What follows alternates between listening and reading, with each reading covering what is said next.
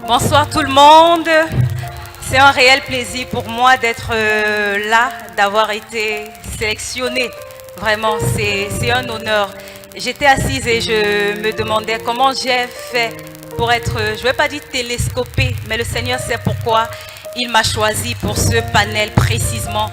Et ma prière, c'est que véritablement que sa gloire éclate au travers des deux lumières témoins que nous aurons ici. Alors tout de suite et maintenant, je m'avais appelé les personnes qui sont censées partager ce panel. Ce sont véritablement des fils de Dieu, des personnes que le Seigneur a manifestées sur la terre pour une mission précise, chacun dans son domaine. Je vais vous prier de bien vouloir recevoir ici tout de suite et maintenant. Nous allons recevoir tout de suite et maintenant Monsieur Daniel Siewe qui va nous rejoindre.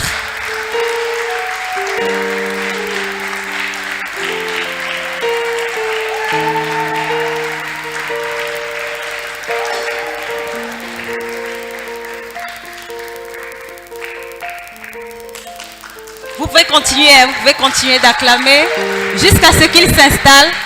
Alors bonjour, Daniel Siewe, bienvenue. Vous pouvez vous installer.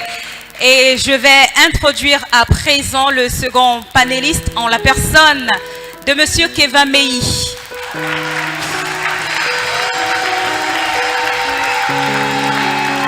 Voilà. Et juste le geste qu'il a fait vous permet de comprendre que ce soir, il ne va pas intervenir en tant que Kevin Meyi, mais en tant que l'artiste Dr. Kevin. Bienvenue. Installez-vous.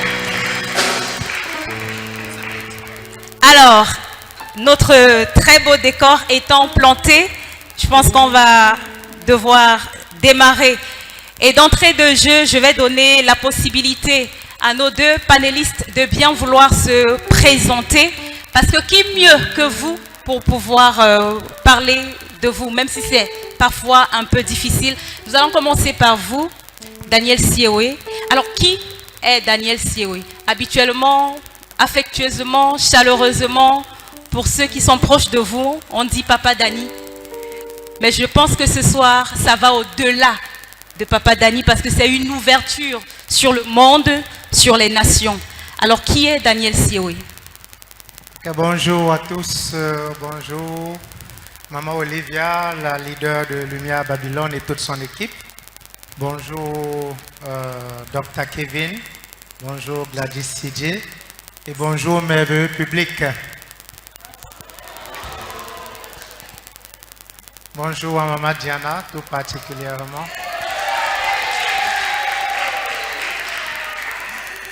Ok,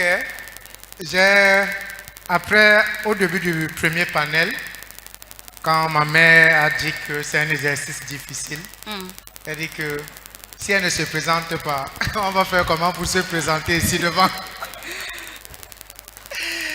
Mais bon, Daniel Siewe est un enfant de Dieu. C'est toujours comme ça que je commence, parce que je pense que, et je crois, c'est la plus grande identité que nous avons avant toutes les autres. C'est un époux, c'est un père. Professionnellement, c'est un ingénieur, architecte en génie civil. Il est aussi entrepreneur dans le secteur du génie civil. Et sur le secteur du ministère, c'est l'un des leaders du ministère Mercredi Montagne. Et maintenant, le panel dans lequel je suis, sur le secteur artistique culturel, Daniel Siewe est un écrivain, producteur musical et porteur de la vision GEC, jeune écrivain chrétien. Daniel aussi est acteur et scénariste dans le domaine du cinéma. Voilà. Donc vous vous rendez compte qu'aujourd'hui on a affaire à des personnes, je ne sais pas comment on quitte du génie civil à l'écriture, vraiment je ne sais pas. Il va nous dire tout au long de ce panel. Soyez très attentifs. Je vais maintenant me retourner vers notre second panéliste, Dr. Kevin. Qui est Dr. Kevin? Est-ce que c'est un docteur? Si oui, quelle est votre spécialité? Voilà. Depuis les prix que ça n'arrive pas sur moi, il s'est arrivé. Ok, Dr. Kevin, je suis Kevin Meilly, comme on introduit. Bon, j'ai été pensé avant la fondation du monde, sauf que je suis né et j'ai grandi à Bepanda. Et j'ai fait mes études en construction mécanique. J'ai obtenu mon baccalauréat et puis j'ai fait un cycle BTS. Mais aujourd'hui, j'exerce dans le domaine de l'art, particulièrement l'humour, mais aussi à côté, je suis un passionné de communication et d'animation événementielle. Voilà, j'ajoute quoi encore? Votre formation de base, Oui, c'est fabrication mécanique en fait. de la mécanique à l'art. C'est ce que Dieu peut faire. D'accord. On aura l'occasion d'en parler. Du génie civil à la littérature, à la production des chantres, à la formation des jeunes écrivains chrétiens. On va dire que ce sont des domaines quand même qui sont porteurs, mais ce sont des domaines également qui sont très prisés, que l'on soit dans la littérature ou encore dans l'art. Ce sont des domaines véritablement qui sont acquis, entre guillemets, mais vous avez réussi par la grâce de Dieu à vous frayer un chemin et à imposer le nom de Jésus. Alors Daniel Siwe, qu'est-ce que vous pouvez identifier dans votre secteur, celui de la littérature bien sûr, comme étant Babylone, comme étant des freins justement à l'évolution, à l'éclosion de ce talent que le Seigneur a mis en vous?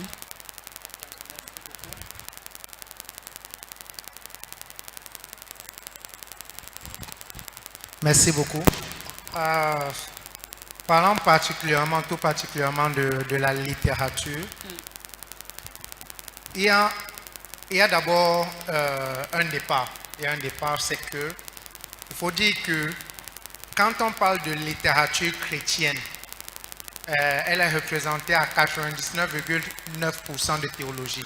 Oui. Voilà, donc quand on parle de littérature chrétienne, ce n'est que de la théologie. Maintenant, la théologie, je vais un peu nuancer. En fait, la littérature se retrouve dans deux domaines. La littérature est représentée dans la science, oui, et la littérature est représentée dans l'art. Voilà, l'art c'est tout ce qui concerne le fruit de l'esprit, l'imagination. Maintenant, la science c'est tout ce qui est académique. Voilà. Donc la théologie est une littérature scientifique, n'est pas une littérature artistique. Dans la littérature artistique, on va trouver le roman, on va trouver la poésie, les nouvelles, etc. Voilà. Donc, quand j'ai commencé dans le secteur de la littérature artistique, je me suis rendu compte qu'il était totalement vierge. Pratiquement. Peut-être il y a eu des œuvres artistiques chrétiennes qui existaient, mais qui n'avaient pas un certain écho, qu'on ne trouvait même pas sur Internet. Donc, c'était pratiquement totalement vierge. Donc, voilà le premier obstacle. C'est que tu entres dans un monde qui existe depuis des années. Je précise bien, la littérature artistique. Oui. C'est un monde qui existe depuis des années avec le genre, il y a les genres les plus célèbres, il y avait la love story, dans les romans d'amour, oui, et il y avait les thrillers, donc c'était les romans policiers. Voilà. Donc voilà les deux styles qui étaient les plus connus dans la littérature artistique. Mais maintenant, la littérature artistique chrétienne, il n'y avait presque rien. Et voilà le défi. Ça veut dire que la littérature artistique appartenait totalement à Babylone. Totalement. D'accord. Parce qu'il n'y avait aucune valeur qui était prônée dans ces romans-là. Ça veut dire que c'était des histoires d'amour qui ne se terminaient pas forcément par le mariage. Il y avait la promotion de l'adultère, etc., etc. Donc quand tu viens maintenant avec une littérature artistique chrétienne qui a d'autres valeurs, tu entres dans un monde qui n'est pas préparé à t'accueillir. Et ça a été donc le gros défi. Ça a été le gros défi. Être accueilli par des maisons d'édition. Parce que quand tu écris, tu as besoin de maisons d'édition pour pouvoir promouvoir. Donc la maison d'édition est un peu comme la maison de production dans toutes les autres œuvres. Il fallait donc des maisons d'édition. De manière concrète, vous avez vos œuvres qui ont déjà été produites, c'est-à-dire que vous avez déjà écrit. Maintenant, il faut traverser l'étape d'avoir une maison d'édition. Comment est-ce que vous avez procédé, étant novice dans le domaine? Ok. Est-ce que vous avez eu des parrains? Parce qu'on dit généralement dans le monde, tu dois avoir quelqu'un qui a été votre quelqu'un, qui vous a tenu la main. Vous êtes allé avec quel code? Christ, c'est le plus grand des parrains. C'est le plus grand des parrains. Maintenant, Christ a ses lois. Parmi les lois, il y a la foi, il y a la persévérance, il y a l'endurance. Et ça a été ces lois-là qui ont été appliquées dès le départ. Ça veut dire que ne pas se décourager dès les premiers refus. D'accord. Comme on disait, c'était totalement envahi par Babylone. Donc, ce qui faisait que déjà dès la description, parce que quand tu pars vers une maison d'édition, il y a un ensemble de questions dont tu dois répondre. Dès cette description-là, 80% des maisons d'édition me rejetaient. Et je présentais dernièrement à l'un des séminaires. Donc j'ai traversé, c'est pas l'endurance. C'est pas l'endurance qu'on a fini par avoir des maisons d'édition qui ont accepté. Mais il y a toujours ce gros défi-là. Je disais dernièrement à l'un des séminaires, le dernier roman que j'ai écrit récemment, Oui. que j'ai écrit en 2025, donc ça doit être le 5e, j'ai contacté parmi les 5 plus grandes maisons d'édition francophones, non pas francophones, pendant les 5 plus grandes maisons d'édition dans le monde. Pendant les 5 plus grandes maisons d'édition dans le monde, il y a 2 qui sont francophones. Et les 2, j'ai rempli avec un peu d'expérience. D'accord. Les 2 qui normalement font un rejet dès l'admission de l'œuvre, parce qu'il y a un critère, c'est minimum 350 pages, etc., etc. Et j'ai traversé la première étape, j'ai traversé la deuxième étape, et j'ai été reconduit à la 3e étape. Ils ont lu le document, mais ils ont dit qu'à l'intérieur du document, il y a des valeurs qui ne peuvent pas promouvoir. Et ils m'ont dit, ok, on vous encourage si vous avez autre chose à nous proposer. Donc, Quelles étaient ces valeurs-là? C'était valeurs chrétiennes. Chrétiennes, d'accord. Voilà. Donc, j'ai compris par là que, en fait, Babylone a tellement envahi ce domaine que ces maisons d'édition trouvent en toi du talent, mais trouvent qu'il y a une valeur que tu mets en exergue qu'ils ne veulent pas. Et quand ils te disent si tu as autre chose à proposer, c'est une manière de dire que est-ce que tu es prêt à enlever ces valeurs? D'accord. Et on imagine que c'était un non catégorique pour vous. C'est pas négociable. Voilà. Merci, merci Daniel Siawé pour cette première prise de parole. On voit tout de suite où est-ce qu'on va. Alors notre second panéliste, peut-être qu'il a omis de le dire, il est le prix, le talent RFI du rire 2024. C'est-à-dire qu'il a, voilà, je l'ai dit dès le départ, nous sommes ouverts au monde, on doit briller pas seulement 2024, on doit briller pas seulement au Cameroun, mais au-delà. Alors, Dr Kevin, vous passez de la mécanique à l'art de manière aisée. Qu'est-ce qui peut être considéré comme Babylone dans votre domaine d'activité et comment est-ce que vous faites pour pouvoir transcender cela et imposer Christ? Ok. Bon, la transition n'a pas été d'abord facile. Il faut dire que certainement, c'était ce qui était là depuis le départ que je devais faire, c'est-à-dire que ce que je fais aujourd'hui, mais il a fallu passer par toutes ces voies, il a fallu passer par tous ces pédagogues-là pour me former. Parce qu'aujourd'hui, même si je suis dans le domaine de l'humour et de l'art, l'instinct du technicien m'aide beaucoup. Parce que c'est des choses qui sont pratiques et ça permet de contourner certaines situations, même sur le plan artistique. Parce que ça forge quelque chose à l'intérieur de nous. Bon, maintenant, dans notre domaine, Babylone, il faut dire que c'est un domaine qui est envahi naturellement, comme tous les domaines, par des personnes qui ne sont pas chrétiennes à la base. Ça veut dire qu'il y a beaucoup d'humoristes, il y a beaucoup de festivals d'humour, il y a beaucoup de spectacles d'humour. Les plus grands humoristes du monde ne sont pas chrétiens et tout. Et maintenant, ajouter à ça le réseautage, ça veut dire que quand il y a des vrais projets, des vrais événements grandioses avec des très gros sponsors, c'est le réseautage qui fait que, bon, on va appeler ci, on va appeler ça. Si ta tête n'est pas la tête de quelqu'un qui appartient à tel cercle, on n'a pas besoin de toi ici. Donc, je crois que c'est un secteur qui est miné par toute cette façon d'être et de faire. Mais maintenant, nous, on vient, par la grâce de Dieu, proposer quelque chose d'autre. Ça veut dire qu'on vient proposer un style particulier, c'est-à-dire un humour qu'on a baptisé un humour de valeur, un humour des valeurs du royaume. Et je me suis rendu compte que le monde est fatigué du monde en réalité. Donc, ce que nous voyons,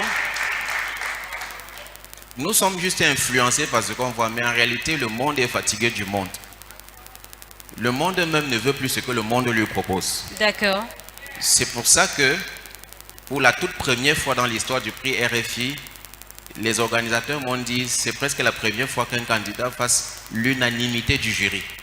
Parce que on me dit tu t'es démarqué avec un style particulier, pas de grossièreté. C'est la grossièreté qui est l'apanage de tous les humoristes aujourd'hui, pas de vulgarité.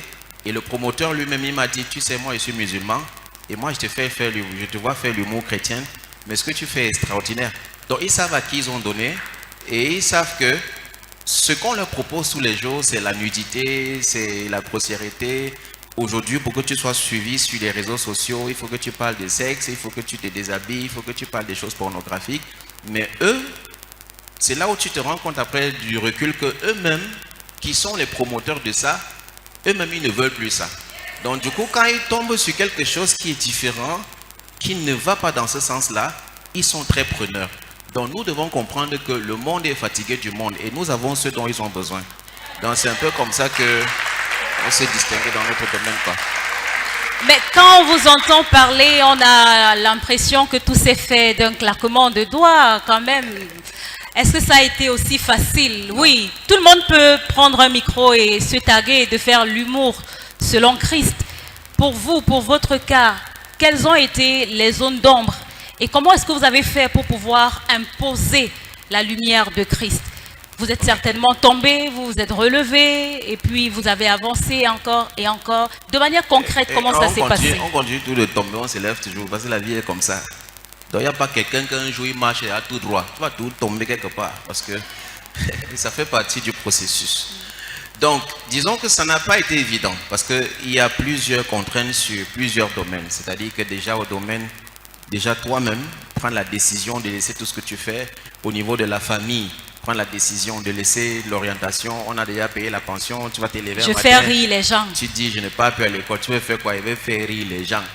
Ça donne l'argent, Kaba, ça ne donne pas l'argent. Donc du coup, il faut faire face à tout ça. Maintenant, tu reviens même dans l'église et l'humour n'est pas quelque chose d'accepté dans tous les milieux. Donc il y a des églises dans lesquelles Dieu est très sérieux, Dieu ne rit pas. Donc là-bas, quand tu dis que non, Dieu est très sérieux et il ne rit pas, on ne rit pas avec les choses de Dieu. Donc il faut faire face à tout ça. Mais il faut savoir que chaque personne qui se lève pour accomplir quelque chose, ça part d'abord d'une frustration. C'est pour ça qu'il faut apprendre à transformer ces frustrations en détermination. Voilà. Donc, il y a des gens que lorsqu'ils sont frustrés à l'intérieur d'eux, ils pleurent, ils s'asseyent. Mais chaque frustration est la révélation de là où Dieu t'appelle en fait. C'est parce qu'il y a quelque chose qu'il veut que tu fasses. Et la deuxième des choses, c'est que celui qui t'a appelé est fidèle. Il va te garantir de deux choses, sa parole et sa présence. Les hommes ne seront pas avec toi, mais tu dois t'armer de détermination parce que tu as vu quelque chose. Et ce que tu as vu, c'est ça que tu poursuis. Les gens vont tout te dire. Je sais que ça m'a coûté le fait de faire peut-être 1 an et demi ou 2 ans sans parler à ma grande sœur parce qu'elle m'en voulait d'avoir laissé certaines choses, d'avoir refusé certains privilèges qu'elle voulait m'offrir, mais c'est le prix à payer. Mais dans ça, il faut rester très concentré et beaucoup prier parce que toute personne qui se lève pour accomplir ce genre de choses, si ce n'est pas Dieu qui t'a appelé, tu ne vas pas faire long feu. Si ce n'est pas Dieu qui a mis son sceau, si tu n'as pas le mandat, c'est que tu ne vas pas faire long feu.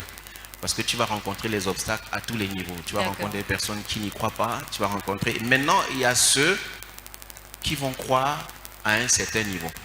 J'avoue qu'il y a des gens qui sont venus se repentir secrètement comme des Nicodèmes après que le Seigneur m'ait accordé la grâce d'avoir eu le prix RFI. Donc il y a les gens qui vont croire en toi longtemps après. Il y a ceux qui vont croire dès le départ. Il y a ceux qui vont croire pendant. Après, ils ne vont plus croire parce qu'eux-mêmes, ils vont se fatiguer. Parce que ton affaire là, Dieu déjà trop.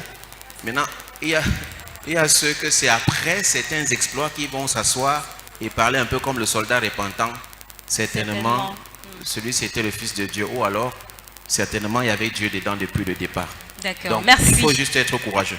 D'accord, merci, merci Dr Kevin. Alors pour vous, Daniel Siwe, comment est-ce que vous avez fait pour pouvoir transcender cette obscurité-là, ce qui se présentait devant vous comme Babylone, pour pouvoir enfin permettre à la lumière de Christ de jaillir? Déjà, comme mon frère Dr Kevin l'a dit, c'est déjà de croire en ce que Dieu a mis en soi. Voilà. Et de croire que nous sommes les premiers dans tout. Parce que même si les gens nous ont dévancés, Oui. cette affaire, cette terre appartient à notre Père. Donc, si tu entres dans un domaine, même si les gens ont fait avant toi, tu auras quelque chose que les autres n'ont pas. Parce que toi, tu es aligné avec le Créateur du ciel et de la terre. Et c'est ces valeurs-là que, même quand j'ai fait face à des difficultés, que ce soit à l'édition, il y a des maisons d'édition qui ont finalement accepté. Et il y a eu des gens qui ont lu, que ce soit même des musulmans, qui ont lu et qui ont compris que, en fait, Christ n'est pas une religion. Christ est un mode de vie. Christ est une source d'inspiration. Et on peut présenter cette source d'inspiration sans forcément dire à la personne de confesser Jésus-Christ. Parce que beaucoup de gens peuvent venir à Christ. Il y a des gens qui viennent dès la première conviction de l'évangile. Il y a des gens qui viennent par la suite du parcours. Il y a des gens qui viennent par témoignage de vie. Et on touche ces personnes par diverses manières. Et ça a été cette expression-là. Pour ceux qui me connaissent, bien que le ministère d'évangélisation est un ministère que je porte beaucoup à cœur, je crois que Christ est exprimé par l'excellence qu'il nous donne. À la fin de chaque jour de création, Dieu dit qu'il regarda son œuvre et il trouva que son œuvre était excellente.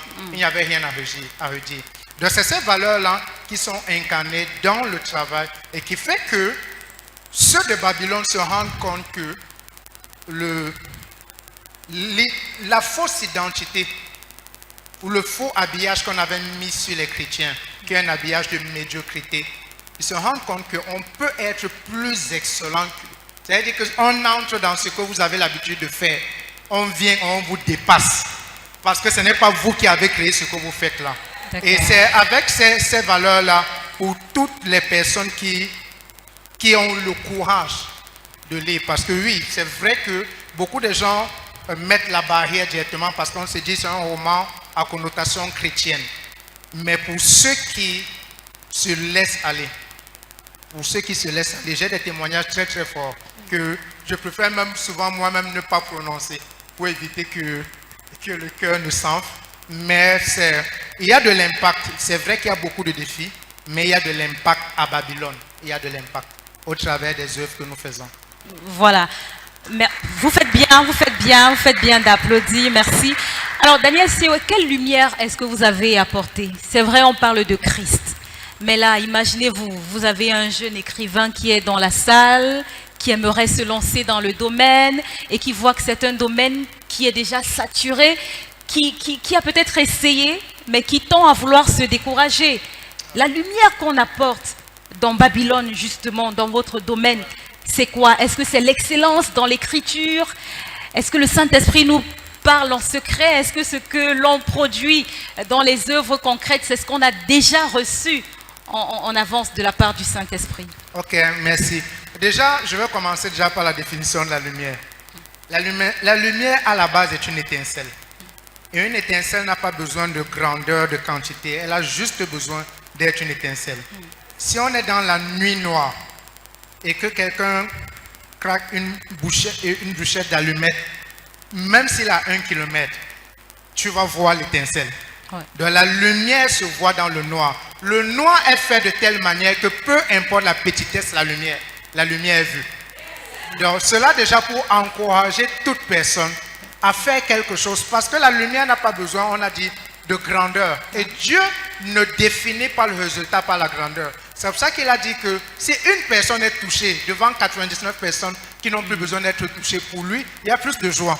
Donc si un chrétien déjà entre dans ce domaine et qu'au travers de son œuvre, une personne est touchée. Je me rappelle, ça je ne peux pas oublier, parce que il y a des moments, comme justement Dr. Kevin disait, on tombe, on se relève, et il y a des doutes qui viennent même dans l'esprit. Parce que quand on t'affronte, souvent toi-même, en fait, le pire, c'est pas qu'on t'affronte, le pire, c'est qu'on t'amène toi-même à douter. Et je me rappelle un jour, j'étais assis, c'était après le premier ou le deuxième roman, et quand j'étais en train de faire un bilan, parce que on n'a pas le temps de développer, mais il y a 3 types d'édition. Il y a un compte d'éditeur, l'éditeur couvre tout. Il y a un compte d'auteur, l'auteur couvre tout. Et il y a l'édition participative, ça veut dire chacun apporte. Et donc ce que j'avais fait pour les 2 premiers romans, édition participative, par la grâce de Dieu, le 3e, c'était un compte d'éditeur, l'éditeur tout couvert. Mais quand tu te trouves devant des maisons d'édition européennes, où on te demande une participation de 1800 €, pour quelqu'un qui travaille là-bas, ce n'est même pas un mois de salaire. Pour un ingénieur, mais pour toi, 1800 €, tu es presque à 1 300 000, c'est énorme. Et donc, quand je faisais la somme, j'étais à plus de 2 millions. D'accord. Et je me disais, mais Seigneur, ces 2 millions-là, ok, il y a des personnes qui ont lu, mais finalement, ça sert à quoi? Qu'est-ce que j'aurais pu utiliser cet argent pour faire autre chose? Oui. Et la même journée, il y a un collègue, un camarade de classe, ça fait près d'une quinzaine d'années, et près de 10 ans, on ne s'est jamais appelé. Et qui avait acheté mon roman par l'intermédiaire de quelqu'un. Il n'est pas chrétien et il s'affirme ne même pas être chrétien. Il m'appelle la même journée, il m'a pris pratiquement 15-20 minutes au téléphone pour me raconter comment le roman l'a touché. Il a imposé, sa femme a lu. Ses 2 enfants, ses 2 filles de 10 ans, 14 ans ont lu. Ses collègues ont lu. Il y a près de 10 personnes qui avaient lu le roman qu'il a lu. Il m'a pris près de 20 minutes au téléphone, me dit comment ça l'a béni. Témoignage. Comment ça l'a béni? Lui qui affirme, même dans les groupes de camarades, que non, l'affaire de Dieu là, c'est pour les femmes et les enfants. Et le Seigneur m'a répondu pour me dire que, Daniel, que vaut 2 millions pour le prix d'une âme? Alléluia. Que Est-ce vaut qu'on peut 5 millions acclamer? pour le prix d'une âme? Ça veut dire que lui, tu as dépensé 2 millions. Est-ce que si je te demandais d'acheter une âme, ça aurait coûté seulement 2 millions? Et là, je me suis dit, oui, la lumière n'est pas une question de grandeur. C'est une étincelle qui a le but de toucher. Et quand tu restes dans ce domaine, justement, Dieu donne à cette lumière de grossir pour avoir plus d'impact. Et là, vous avez eu votre réponse venant du Seigneur. De quoi nous motiver à avancer, à persévérer. Merci, Daniel Siewé.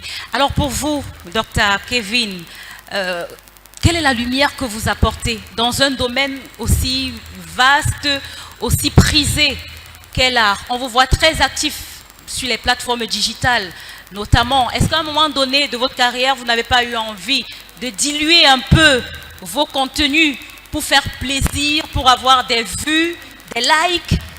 Quelle est la lumière que vous apportez? Ok, quelle est la lumière que nous apportons? On apporte, comme je disais tout à l'heure, une différence dans ce qu'on fait. Bon, premièrement, c'est que les vues et les likes sont un piège. Personnellement, je ne suis pas trop fan. Je suis sur les réseaux parce qu'il faut s'adapter à la technologie. Ça, je vous le dis la vérité. Parce qu'il faut évoluer avec le temps. Mais j'ai beaucoup de respect pour des aînés qui ont percé dans le temps sans qu'il n'y ait les réseaux sociaux. Donc, en même temps, c'est bien, c'est l'évolution. Aujourd'hui, on peut toucher plus de monde, mais aussi c'est un piège parce qu'à un moment donné, on peut perdre l'essentiel parce qu'on cherche des likes et des vues. On est plus content quand on a mis une vidéo, on a fait 5000 vues que quand on a atteint l'objectif. Donc, c'est pour ça que je fais cette petite nuance-là. Maintenant, ce que nous apportons comme lumière dans ce domaine de l'humour, c'est que c'est ce style qui a été imposé. Et par la grâce de Dieu, c'est en train de se répandre au point où on se rend compte que même si le Cameroun est importateur de beaucoup de choses, le Cameroun peut aussi être exportateur des concepts. Ah, ça, ouais. Amen, amen. Aujourd'hui, Gospel Comedy Club. Oui, on a eu la grâce de mettre sur pied depuis 2021 le Gospel Comedy Club, qui est une plateforme d'exposition des jeunes talents. Aujourd'hui, on a au sein du Gospel Comedy Club déjà 3 participations au Parlement du Rire à Abidjan. Donc, des personnes qui sont parties de nulle part, qui ne savaient pas quoi faire, de leur baptême natal. Oui, qui ont été forgées dans ce style d'humour et qui ont été sélectionnées dans ce domaine-là. Le Gospel Comedy Club également, c'est l'ouverture vers l'extérieur parce que récemment, on a ouvert le Gospel Comedy Club à Abidjan parce qu'ils ont voulu ce concept là-bas. Donc, on s'est dit qu'il faut que d'ici 5 ans, que ce soit un style d'humour. Et le témoignage aussi de cette lumière qu'on apporte, c'est que, comme je disais tout à l'heure, il y a des gens qu'on voit, on apprécie. Mais ce qu'on ignore, c'est qu'à l'intérieur d'eux, ils nous apprécient énormément. Oui. Parce que je vous avoue que quand je suis avec tous ces humoristes, tous ces gens que vous voyez sur le net, tous ces gens qui ont des centaines de millions d'abonnés, tous ces gens qui ont des centaines de milliers de vues que vous voyez, je peux vous avouer que quand je me retrouve avec eux, ça je le dis humblement, ils ont énormément de respect pour moi. C'est-à-dire, je suis à un moment donné étonné, je me demande même s'ils ne sont pas hypocrites. Mais ils sont sincères. Pourquoi? Parce qu'il y a la différence entre quelqu'un qui a su créer sa plateforme et quelqu'un qui est juste sur les plateformes des autres. Oui. Et c'est ça qui marque. Donc, en nous, il y a Dieu de la création. Nous devons créer. C'est pour ça que j'ai fait un pause dernièrement pour dire que soit tu appartiens à un réseau, soit tu crées ton propre réseau, tu crées ta propre plateforme dans laquelle tu es le maître et personne ne te dicte rien. Et je peux vous avouer que, comme je disais, tous ces gens-là, eux, ils me demandent constamment de venir prester sur la scène du Gospel Comedy Club. Ça, je vous dis la vérité. Tous ces gens, vous les voyez à Canal+, vous les voyez sur les réseaux sociaux. C'est pour ça que je disais tout à l'heure, ne vous fiez pas aux gens qui font des centaines de millions de vues. Il y a des choses qui leur manquent. Et nous avons ça. Donc, ces gens, Oui. à des moments, je dis, mais toi, il te voit à Canal+, toi, il te voit, lui, il me regarde, il dit que non. Quand il regarde les vidéos et les spectacles, Il y a la lumière. c'est différent, c'est différent. Mais sauf qu'on n'a pas les mêmes valeurs. Donc, je peux pas, on n'a pas les mêmes valeurs. Sinon, c'est que vous les verrez défiler sur les scènes du Gospel Comedy Club. Donc, bien qu'ils aient tout mais ça, justement, ils cherchent. est-ce que ce n'est pas aussi finalement l'objectif de la lumière qui doit impacter et s'imposer? Oui. Est-ce qu'en venant prester sur une scène du Gospel Comedy Club, par exemple, est-ce qu'il ne pourrait pas avoir de transformation? Est-ce qu'on va Naturellement. rester fermé indéfiniment ou on pourrait ouvrir? Non, non, non, je n'ai pas dit qu'on est fermé. C'est qu'il y a un processus. Comme je dis sous d'autres cieux, il y a un moule dans lequel il faut que certaines personnes coulent d'abord. Par exemple, l'année dernière, on a eu Urich Takam ici. Tout à fait. Voilà, qui nous a fait le privilège d'être là. Donc, il y a beaucoup d'autres personnes, mais on est en train de travailler. Donc, quand je dis qu'ils demandent, ce n'est pas qu'on met la croix sur eux, mais c'est qu'il y a un certain nombre de choses qu'on veut se rassurer. Et je vous avoue qu'il y a si je dis même son nom, tout le monde va crier. Il a écrit un sketch. Chaque jour, il est dans mon inbox pour dire le sketch si je veux qu'on travaille ça. Parce que le thème de son sketch, c'est « Et si Jésus était une femme ?» Donc, il ne veut pas que ce soit blasphématoire. Et il s'est dit, la personne qui peut m'aider à bien écrire ça, c'est celui-là. Alléluia. Il a identifié la lumière dans le domaine de l'humour gospel. Gloire à Dieu. Gloire à Dieu. Véritablement, il n'est pas question de faire voir les hommes, mais il est question de présenter ce que Dieu fait. Parce que lorsqu'on parle, que ce soit pour le cas de Daniel Siewe ou de Dr. Kevin, véritablement, ce sont des œuvres qui sont ouvertes aujourd'hui sur le plan international. Avoir un éditeur comme ceux qui ont décidé d'éditer les livres de Daniel Siewe, véritablement, si on essaye de voir les castings, ils sont extrêmement serrés. Être le prix, le talent RFI 2024 de l'humour, on le voit, on le côtoie, mais pour quelqu'un qui est dans le milieu, ça relève de l'inédit. Parlant de l'humour gospel, je pense que c'était une première, si je ne me trompe, Dr. Kevin. C'était une première. Donc il y a de quoi véritablement acclamer le Seigneur parce qu'il a distingué ses enfants, ses fils, et ça permet de montrer aux yeux du monde que c'est possible. C'est possible. Choisis ta voie et tiens bon. Le Seigneur fait de grandes choses avec ses enfants. Alors donc, on va pratiquement sortir de notre panel. En termes de millions de francs CFA, c'est clair que ça coûte. Est-ce qu'il vous est arrivé, peut-être au lieu de miser sur une œuvre, de vous dire, j'ai un projet de famille qui me tient à cœur, je vais d'abord régler mon problème de famille, Seigneur, toi-même tu ne vois pas que... Est-ce qu'il ne vous arrive pas parfois de réfléchir dans ce sens? Au lieu de produire l'œuvre, peut-être injecter le budget ailleurs. Ok. J'ai apprécié l'introduction pour la présentation de la vision de la visionnaire, Madame Olivia Rwandi, qui a parlé des sacrificateurs sacrifiés. En fait, quand tu as une vision, il ne peut pas avoir d'éclosion sans sacrifice. C'est vrai qu'aujourd'hui, c'est un peu comme l'accouchement. C'est vrai qu'aujourd'hui, il y a, ça s'appelle ça par péridurale. Oui, la péridurale. Exactement. Il y a tout ça qui peut peut-être faciliter, mais il y a un acte qui doit d'abord être fait. Tout à fait. Et c'est un peu ça aussi, ton engagement par la foi. Il fallait que Moïse mette le premier pied sur la mer Rouge. Tant qu'il restait au bord, ça avançait le premier pas. Malgré que Dieu avait dit que la mer devait se fendre, ne devait pas se fendre. Donc il y a cet acte-là. C'est pour encourager déjà chaque personne à savoir que on disait dans les prières 91 jours de quitter de 0 à 1. Il y a un acte. Et cet acte peut être un acte financier. Maintenant, je connais très bien le frère Dr. Kevin, je lui dis ainsi. On a la grâce d'avoir des merveilleuses épouses. Mais oui, on peut acclamer pour les épouses. Voilà.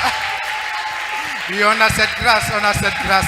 Parce que justement, pas pour la question, sortir 1 million, je me rappelle le premier, oui, le Seigneur nous a accordé la grâce peut-être d'être sorti du loyer, comme on dit souvent. Mais au moment du premier roman, ce n'était pas encore le cas. Donc, sorti, pratiquement la première dépense, je crois, c'était 1 350 000 pour une œuvre littéraire dans un système où tu sais que les gens n'aiment pas lire. Et ce proverbe qui dit, si tu veux cacher quelque chose, un trésor en africain, cache-le dans un livre. Donc ça, c'est un pas de foi extrême. Mais bon, comme je l'ai dit, je pense que c'est des sacrifices. Je connais aussi pour le frère que ce soit le premier spectacle et tout ça. Quand tu as justement autour de toi une épouse qui comprend, quand tu as aussi des pères, ou à l'occurrence pour moi, une mère spirituelle qui comprend ce que c'est que la foi et l'engagement et le sacrifice qu'elle met à faire, et que toi-même tu apprends à marcher sur ce sacrifice-là, même si le ciel est obscur comme les ténèbres de Babylone, tu sais que la lumière poindra à l'horizon. Voilà. On va en profiter avant de passer à l'étape des décrets. On va en profiter pour parler de GEC, Jeune Écrivain Chrétien, qui est une plateforme qui forme, j'ai envie de dire, dès la base. Vous êtes mieux placé pour en parler. Oui. Et justement, c'est ce que le Seigneur, je bénis le Seigneur pour le panel. Maman Olivia, tu es bénie. Quand j'ai vu que je devais être avec mon frère, le Seigneur nous a donné vraiment des parcours un peu similaires. Parce que justement, comme il parlait du Gospel Comedy Club, de notre côté, il y a la plateforme GEC, Jeune Écrivain Chrétien, où très tôt, nous avons rassemblé beaucoup. Parce que l'écriture se trouve dans 4 domaines artistiques, dans la littérature, le cinéma, le théâtre, la musique. On a décidé de rassembler des acteurs ou des anonymes chrétiens dans ce domaine. Et nous sommes en train d'éditer un recueil de romans avec plus d'une vingtaine d'auteurs, plus de 100 poèmes écrits. Et je vous assure, déjà dans l'équipe, c'est un émerveillement total du talent qui était dans beaucoup de gens. On a des auteurs qui ont dépassé les écrivains professionnels qui ont écrit 11 poèmes.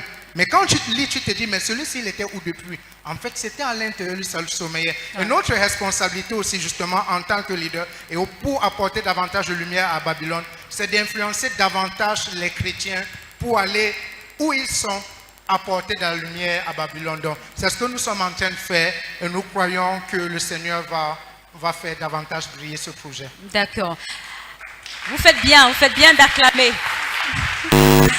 Alors, Dr. Kevin, on a, par la grâce de Dieu, le ministère Mercredi à Montagne était témoin quand même des premiers pas du Gospel Comedy Club jusqu'à maintenant. On a vu l'évolution en termes de déploiement technique et tout ce qui va avec, de rendu, de casting, même des personnes qui prestent.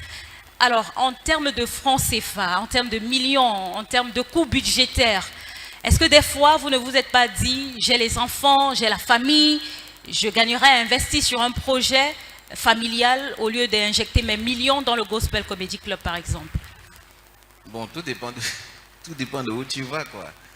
Tu sais, rien n'est jamais perdu. Tout ce qu'on met, c'est quelque chose qui va revenir demain. Donc, quand tu sèmes, que ce soit en termes de temps, en termes d'émotion, parce qu'il faut dire que tout ça entre, parce qu'il y a des jours où tu pleures en secret, tu viens devant les gens, tu les fais rire, ils rient, tu rentres, tu pleures. Donc, tout ça, ce sont des investissements aussi, même émotionnels, même financiers, même en temps. Mais ce sont des choses qui sont récupérables demain. Donc, on le fait avec joie parce qu'on sait qu'on va moissonner avec joie.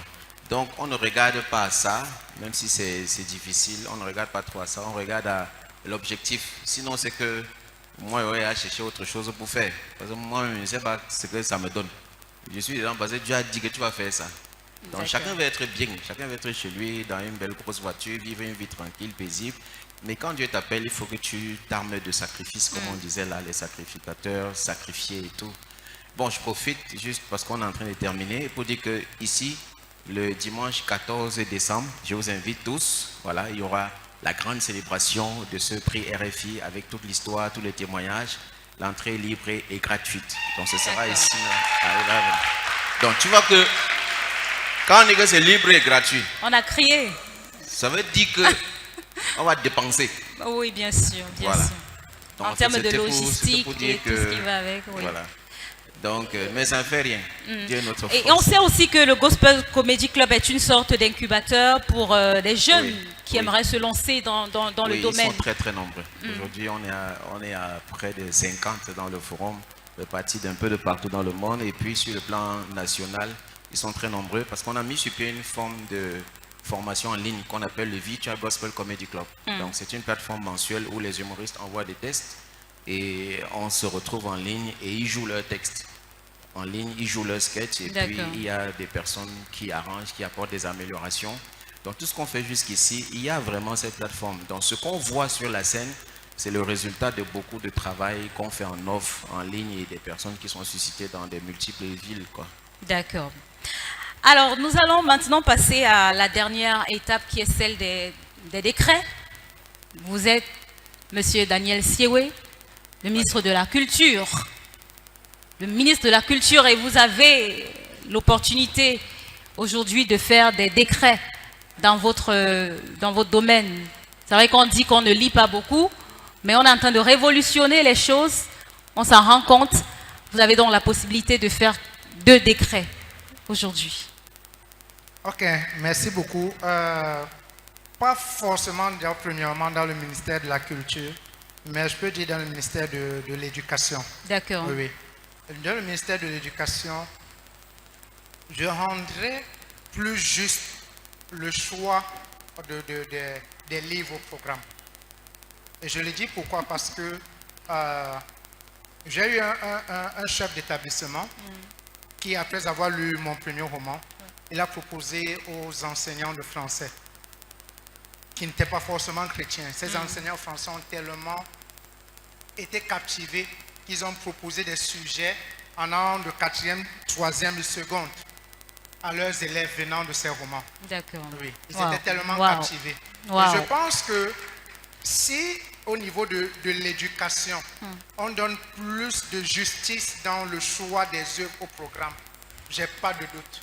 Des œuvres chrétiennes ou des romans, ces romans chrétiens, entreront dans ce choix-là. Assurément. Oui, oui, ça c'est la première chose parce que justement, comme Dr. Kevin disait, eux-mêmes, c'est une courte parenthèse, nous avons vu le choix du milliardaire Elon Musk qui a rejeté certains programmes sociaux parce qu'il promouvait certaines valeurs que lui-même qui n'est pas chrétien n'approuvait pas. Comme Dr. Kevin l'a dit, même le monde est fatigué de ce qu'on leur propose. Et je pense que des œuvres chrétiennes dans le programme scolaire serait quelque chose d'extraordinaire. Donc ça, ce serait le premier décret. Le deuxième décret, ce serait l'encouragement du gouvernement vers les œuvres chrétiennes sans se bloquer dans le monde séculier. Merci. Merci. Alors pour vous, Dr. Kevin, vous êtes le ministre des Arts. Vous avez l'opportunité de faire 2 décrets aujourd'hui. Nous vous écoutons. Mais c'est dur, hein. Vous décréter quoi? Bon, en fait, je pense que j'éviterais que les artistes vivent ce qu'on vit. Parce qu'être une lumière, c'est aussi ça. J'éviterais que les artistes vivent ce que les artistes d'aujourd'hui vivent. Ça veut dire que les décrets iront vraiment dans le sens de mettre sur pied un très très bon système dans lequel tous ceux qui font dans l'art peuvent d'abord s'épanouir. Parce qu'il faut que tout le monde puisse s'épanouir pour que ce qui vient vers toi puisse être transformé au contact de toi. Parce que lorsque quelqu'un se sent à l'aise dans la plateforme que tu as créée, peu importe où il appartient, il est plus facile pour lui de t'écouter. Ça veut dire que par la sagesse divine, on créera vraiment une très bonne plateforme avec des droits d'auteur sur lesquels on veille, avec des accompagnements, des projets culturels. Ce qui fait que même si tu es de n'importe quelle religion, on t'accompagne d'abord. C'est quand ça va te toucher que maintenant on va te dire que voici la vérité qui se cache derrière tout ce qu'on est en train de faire là. Et tu comprendras que Dieu, lui, il est véritablement bon. Et à ce moment, il sera plus facile qu'on te touche ton cœur avec la parole de Jésus. J'en ai terminé, j'ai pas deux. D'accord, merci. C'est tout en un en fait. On se donne rendez-vous le 14 décembre. Oui. À partir de 16h. 16h dans cette même salle. On va tout savoir sur le prix, le talent, RFI 2024, Gospel Comedy Club, Oui. les témoignages. Oui. Puisqu'on n'était pas en Côte d'Ivoire, vous allez tout nous raconter. Oui, on va tout savoir en fait. Avec les témoins de l'histoire, ce sera vraiment un moment de célébration. D'accord. Merci. Merci également à vous, Daniel Sioué. Merci. Merci à vous, mesdames et messieurs. Merci à ceux qui nous suivent également sur les plateformes digitales du ministère Mercredi à Montagne. On va se séparer par un temps de prière, un moment de déclaration. Daniel Sioué, nous vous prions de bien vouloir le faire. Nous allons nous lever pour cela. Merci.